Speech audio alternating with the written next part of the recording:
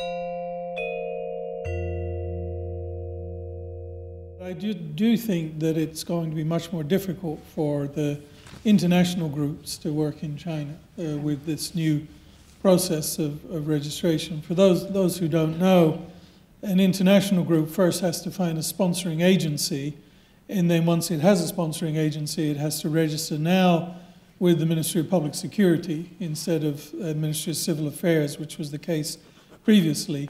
And I think one of the problems is, why as a sponsoring agency would you take on responsibility for an international group? Because all it can really mean is trouble for you and problems, and it's probably better, you know, just to either give no reply or do nothing. So I think the terrain will be more difficult for the international NGOs. I do think those, as I think Youngmei and others have pointed out, those who are really trying to work in advocacy areas, I don't think are going to find it as a very conducive atmosphere to work in China.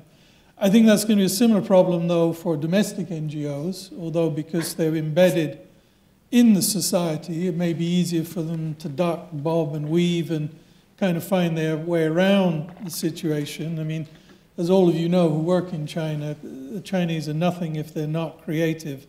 As soon as there's a regulation, within a few months everybody's worked out how do you get around it, and what do you do to basically nullify it. So I think I have great faith in their capabilities to find ways around things.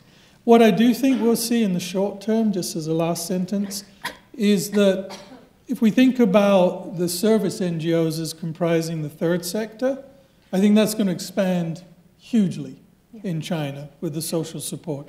If you think about civil society as a place for critical reflection, advocacy, and engagement, I think that's going to be severely constrained in the short term.